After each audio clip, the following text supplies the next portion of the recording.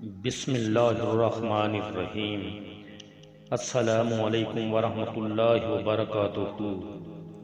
اللہم صلی علی محمد وعلی آل محمد۔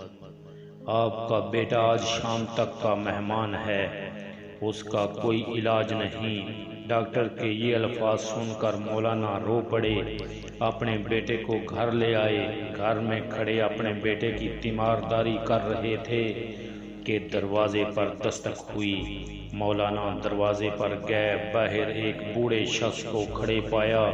حضرت نے سلام و دعا کے بعد پوچھا، بابا جی خیریت سے آئے ہو؟ وہ کہنے لگا، خیریت سے کہاں آیا ہوں، ہمارے علاقے میں ایک قادیانی مبلغ آیا ہوا ہے، وہ لوگوں کو گمراہ کر رہا ہے، پوری امت گمراہ ہو رہی ہے اور آپ گھر میں کھڑے ہیں۔ مولانا نے جیسے ہی یہ بات سنی، آپ کی آنکھوں سے آنسو بہنے لگے۔ بیوی سے فرمایا، بی بی میرا بیگ کہاں ہے؟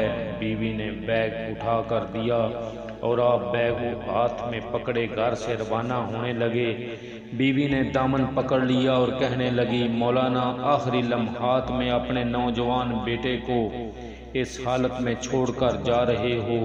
مولانا نے آسمان کی طرف نظریں اٹھائیں اور رو کر روانہ ہونے لگے تو جان بلب بیٹے نے کہا، ابا جان میں آج کا مہمان ہوں، چند لمحے تو انتظار کر لیجئے، میری روح نکل رہی ہے، مجھے اس حال میں چھوڑ کر جا رہے ہو؟ مولانا نے اپنے نوجوان بیٹے کو بوسہ دیا، رونے لگے اور فرمایا، اے بیٹے، بات یہ ہے کہ میں محمد صلی اللہ علیہ وآلہ وسلم کے دین کی خاطر جا رہا ہوں۔ کل قیامت کے دن حوض کوثر پر ہماری تمہاری ملاقات ہو جائے گی۔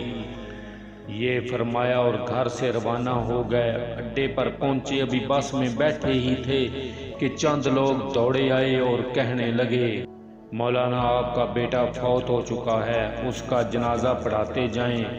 مولانا نے آسمان کی طرف نظریں اٹھائیں اور رو کر فرمانے لگے، جنازہ پڑھانا فرض کفایہ ہے اور امت محمدیہ کو گمراہی سے بچانا فرض عین ہے۔ فرض عین کو چھوڑ کر فرض کفایہ کی طرف نہیں جا سکتا۔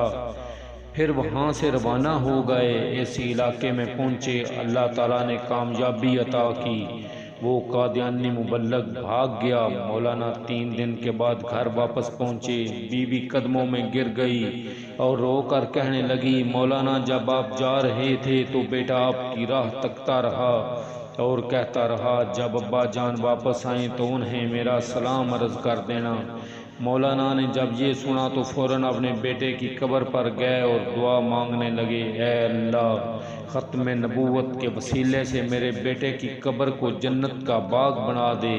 مولانا دعا مانگ کر گھر واپس آئے تو رات بیٹے کو خواب میں دیکھا۔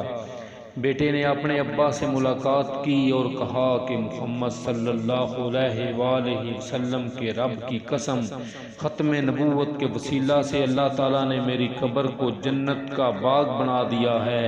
ختم نبوت کے اس مجاہد کو دنیا حضرت مولانا غلام غوث ہزاروی رحمۃ اللہ علیہ کے نام سے جانتی ہے۔ ایسے تھے ہمارے اکابر جنہوں نے ناموس رسالت کی خاطر اپنا سب کچھ قربان کر دیا تھا۔ آخر میں ہم دعا کرتے ہیں، یا اللہ، حضرت مولانا غلام غوث ہزاروی رحمۃ اللہ علیہ کی قبر مبارک پر اپنی بے شمار رحمتوں کا نزول فرما۔ تمام دوستوں سے گزارش ہے کہ ہمارے چینل کو لائک کریں، سبسکرائب کریں اور پلیز گھنٹی کا بٹن دبائیں۔ بہت شکریہ۔